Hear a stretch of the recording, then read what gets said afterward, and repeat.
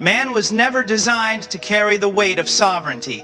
We were not created to be in control of all things. And yet, because of pride, we often try. We believe that if we plan hard enough, if we fight strong enough, if we gather resources and surround ourselves with every human assurance, then perhaps we can rule over our circumstances. But God, in His mercy, continually reminds us of our frailty.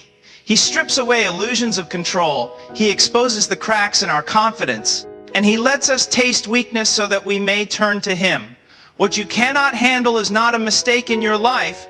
It is a deliberate reminder that you are not God and you are not supposed to be. The very limitations that frustrate you are the instruments of His mercy driving you to dependence. Think for a moment about the storms of your life, the financial struggles you cannot solve, the sicknesses you cannot heal, the relationships you cannot fix, the anxieties you cannot silence. These are the walls of your humanity closing in, forcing you to see that your strength is insufficient. And here is the good news: God has never commanded you to be sovereign. He has never asked you to hold together what only He can hold together. He has commanded you to trust. It is not your burden to keep the world spinning, to sustain your life by your own power, or to force salvation into your family by sheer effort. Those are divine works, and He has reserved them for Himself. When you are pressed into the corner of impossibility, it is God showing you the boundary line between your weakness and His might. The Scriptures thunder this truth again and again. Israel stood before the Red Sea with Pharaoh's army at their back. They could not fight, they could not run, they could not deliver themselves. And then the word came, "The Lord will fight for you, and you have only to be silent." That moment was not about their courage, their strategy, or their ability. It was about the God who parts seas. Daniel could not shut the mouths of lions. Shadrach, Meshach, and Abednego could not extinguish the flames of a furnace. Paul could not remove the thorn from his flesh. Each one was pressed to the point where human effort ceased, where the flesh had nothing left to boast in, and where God alone would be glorified by His intervention. These are not children's stories to decorate Sunday schools. They are testimonies written into history to confront your unbelief and call you to trust Him when you cannot. But here is where the deception enters the world, tells you that to be strong, you must be self-sufficient, that to be courageous, you must stand alone, that to be wise, you must rely upon your own understanding. And so even Christians fall into the trap of pretending that their limitations are failures, instead of seeing them as gifts. We think weakness is shameful, but in truth, weakness is the very stage upon which the glory of God shines most brightly. He will not share His throne with man, and so He strips away every pretense of self. Rule until you have nothing left but to look to Him. And when you finally surrender the delusion that you are able, you begin to experience the power of the one who actually is. Do not mishear this. Trust is not laziness. Trust is not folding your arms and waiting for life to resolve itself. Trust is actively leaning your entire weight upon the promises of God. It is taking Him at His word when everything around you contradicts it. It is confessing, "I cannot, but you can," and living like it is true. Trust drives you to prayer, to obedience, to endurance, because you are convinced that the outcome is in His hands. That kind of faith is not natural, it is supernatural. It is born in the heart by the Spirit of God when you are crushed enough to stop pretending that you are the master of your fate. God reveals His power most clearly where human strength ends. This is a truth written into the very fabric of Scripture and the very fabric of your own life, if you will only stop to see it. Man is born into weakness, though he tries to mask it with wealth, reputation, education, or physical strength. But beneath the surface of every boast is a frail heart that beats only because God sustains it. Beneath every declaration of self-sufficiency is a creature whose breath can be taken in a moment. And it is in this weakness, this frailty, that the stage is set for God to display His might. When you are emptied of yourself, you are finally in the position to see His hand move. And it is in that very emptiness that His glory becomes undeniable. Consider Israel, trapped between Pharaoh's chariots in the Red Sea. To the natural eye, there was no path forward and no hope of survival. Human strength had reached its absolute end, and despair would have been the only rational response. Yet it was in that very moment, in the place where Israel could do nothing, that God split the waters and carved out a path through the impossible. His power was not revealed in their abilities, but in their helplessness. Their weakness became the canvas upon which God painted his sovereignty. The lesson is unmistakable. The power of God does not wait for human sufficiency. It breaks forth when human sufficiency is shattered. Look again at Gideon. He began with thousands of men, yet God cut his army down until only 300 remained. Why? Because God would not allow Israel to boast in their numbers or their strategy. He wanted it unmistakably clear that victory belonged to him alone. And so Gideon's weakness became the theater for God's triumph. That principle has not changed. In your life, God does not seek to exalt your competence, but to magnify his power. He allows circumstances to strip you bare, not to destroy you, but to expose that your help comes only from the Lord. It is often when you cry, "I cannot go any further," that God demonstrates he was carrying you all along. The Apostle Paul learned this intimately when he pleaded for God to remove the thorn in his flesh. He asked again and again, and yet the answer came not in deliverance, but in declaration. "My grace is sufficient for you, for my power is made perfect in weakness." Do you hear that? The very place where Paul was weakest became the very place where God's power was most complete. This is the paradox of the kingdom. The world tells you to hide your weakness, to compensate for it, to overcome it with sheer willpower. But God tells you that it is the arena where his strength is revealed.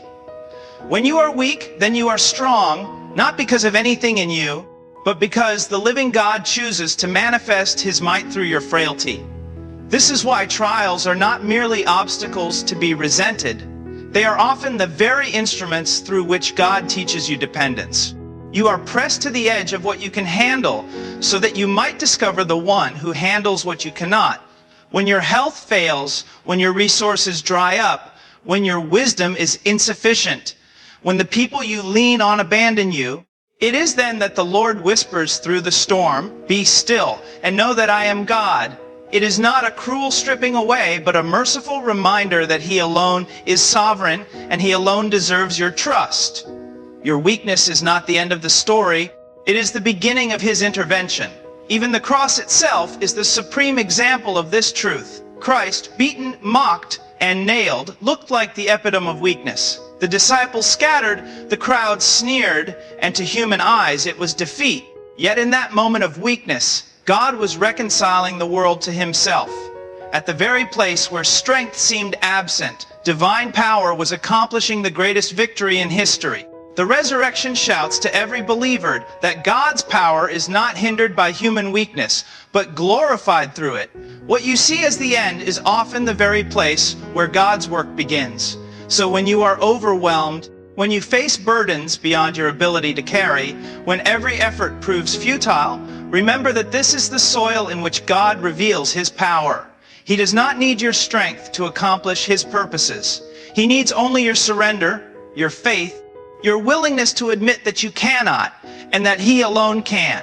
The limit of your strength is not the limit of his, and the sooner you come to that end, the sooner you will witness the God who makes a way where there is none, who gives victory when there is no hope, who displays his might most clearly where human strength ends. True trust is surrendering control and standing firm on his promises. To trust God is not to simply say the words, "I believe," while still clutching tightly to your own sense of control. It is the act of releasing what you were never meant to hold, laying it down in his hands, and refusing to take it back, even when fear screams at you to do so. Trust is not a feeling, it is a posture of the heart. It is the decision to stand immovable on the Word of God, even when every circumstance, every voice, and every emotion seems to contradict it. It is to cling to his promises more tightly than to the shifting ground of your own understanding. There is something in the human heart that resists surrender. We equate control with safety. If we can manage the details, if we can foresee every outcome, if we can shield ourselves from risk, then we believe we are secure. But that is an illusion. Control is a vapor that vanishes the moment trials come. What happens when the doctor's report is out of your hands, when the financial collapse strikes, when the storm destroys what you built. In those moments, control slips like sand through your fingers, and you realize it was never yours to keep. This is where trust is born, not in the absence of struggle, but in the acknowledgement that you were never sovereign to begin with. Trusting God does not mean shutting your eyes to reality. It means seeing reality with all its dangers, fears, and uncertainties, and yet choosing to plant your confidence in the one who reigns above it all. Abraham trusted God when he was called to leave his homeland and go to a place he had never seen. He trusted when God promised a son, though his body was as good as dead. He trusted because he judged God faithful who had promised. That is, trust is staking everything on the character of God, even when circumstances mocked the promise. Abraham was not perfect, but when his faith wavered, God's word remained steadfast. Trust is not about the strength of your grip, but the strength of the one you are holding on to. Trust is active. It does not sit idly waiting for life to improve on its own. It compels obedience even when the path is unclear. Noah built the ark though he had never seen rain. Moses confronted Pharaoh though he had no army. Joshua marched around Jericho though it made no sense in human reasoning. In each case, trust was not passive resignation. It was an act of defiance against unbelief. It was saying, I will obey because I know the one who spoke is faithful. To stand firm on God's promises is to order your steps according to his word regardless of how unstable the ground feels beneath you. But this kind of trust cannot be manufactured by human willpower. It is not a technique you master or a positive mindset you develop. It is the supernatural work of God in the heart that has been broken of pride. When you reach the end of your own strength, when you see that you cannot carry the burden, when you acknowledge your poverty of spirit, then God works trust in you by his Spirit. He brings his word alive, and that word becomes your anchor. You do not cling to vague hope or optimistic guesswork. You cling to the unbreakable promises of a God who cannot lie. His promises are not empty phrases. They are secured by his character and sealed by his covenant. Standing firm on his promises means more than reciting them. It means building your life upon them. When storms come, the house built on sand crumbles, but the one built on the rock stands. The rock is not your willpower or your discipline. It is Christ and his word. To trust him is to take every fear and measure it against his promises, to take every doubt and silence it with his truth, to take every trial and lay it before his throne with the confession, though I cannot see the way, I know the one who leads me. That is surrender. That is standing firm. When you surrender control, you are not giving up, you are giving over. You are acknowledging that your life, your future, your family, and your eternity are in better hands than your own. And when you stand on his promises, you are planting your feet on a foundation that cannot be shaken no matter how fierce the storm becomes. The waves will rise, the winds will howl, and the world will tremble. But the one who trusts in the Lord will not be moved because their confidence is not in flesh or circumstance, but in the eternal God whose word endures forever. When you release what you cannot bear, God proves himself faithful. The burdens of this life can crush even the strongest among men. There are weights that no human shoulders were designed to carry, griefs too heavy for the heart, anxieties too constant for the mind, and trials too fierce for the flesh. Many attempt to carry them anyway, staggering under the load, pretending to have the strength to endure. But eventually the breaking point comes. And it is there, at the breaking point, that the believer learns what should have been known all along. Those burdens were never meant to be carried by you. They belong to God. When you finally release them, when you confess your weakness and lay them at his feet, he shows himself as the God who sustains, the Father who comforts, the Lord who provides, and the shepherd who carries his sheep through the valley. Think of Hannah, weeping bitterly in the temple because of her barrenness. She could not change her condition. She could not silence her rival. She could not create life in her womb. But when she poured out her soul before the Lord, she released the weight she could not bear. And in due time, God proved himself faithful, granting her Samuel, who would become a prophet in Israel. The faithfulness of God is not displayed in granting every desire according to our timetable, but in answering according to his perfect will, which is always better, always wiser, always rooted in his covenant love. Hannah's tears turned to testimony, not because she found strength in herself, but because she discovered the God who answers the cries of the brokenhearted. The psalmist says, "Cast your burden upon the Lord, and he will sustain you." Notice that the command is not to manage the burden, not to suppress it, not to deny it, but to cast it, to take it in your weary hands and throw it upon him who is infinitely strong. The promise is not that the burden disappears immediately, but that he will sustain you under its weight, carrying what you cannot. Too many live their days half-trusting, attempting to balance their struggles between their own effort and God's promises, and then wondering why they collapse. But trust is total. Release is complete. When you surrender what you cannot bear, you discover a God who never fails, who never grows weary, who never turns away from the cries of his children. The greatest picture of this is Christ himself. In Gethsemane, the weight of the world's sin pressed upon him, a weight none of us could ever carry. He fell to the ground and prayed, "Father, if it is possible, let this cup pass from me. Nevertheless, not my will but yours be done." He released the burden into the hands of his Father, and though the cup was not removed, he was strengthened to drink it. And in his obedience, God's faithfulness was displayed to the uttermost, for through his death and resurrection came salvation to all who believe. If the Son of God himself entrusted the unbearable to his Father, how much more must we who are weak and finite learn to release what we cannot carry? And yet the temptation remains to clutch tightly to our burdens. We think that if we let go, everything will collapse. But in truth, it is our grip that is failing us. The longer we hold, the weaker we become, until we are crushed beneath the very thing we refuse to surrender. Release is not weakness. Release is worship. It is acknowledging that God is God and you are not. It is bowing low under his mighty hand and confessing that his strength is made perfect in your weakness. Every saint who has walked this path has testified the same. When I released my burden to him, he carried me further than I ever imagined, and he proved himself faithful.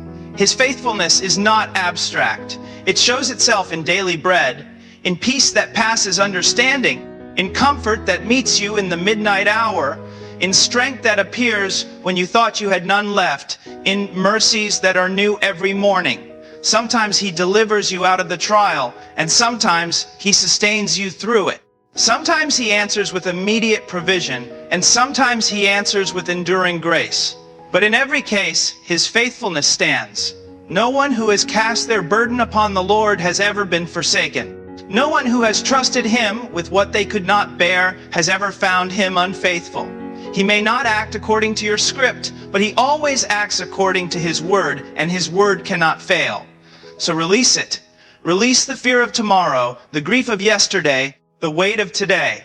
Lay it all down at his feet, and you will see the God who does not falter, who does not abandon, who does not disappoint. It is in the act of release that you discover his faithfulness, not as a theory, but as a reality, not as an idea, but as the very anchor of your soul. And as you walk in that surrender, your life itself becomes a testimony to others, declaring that when man's strength is gone and his hands are empty, God is still faithful.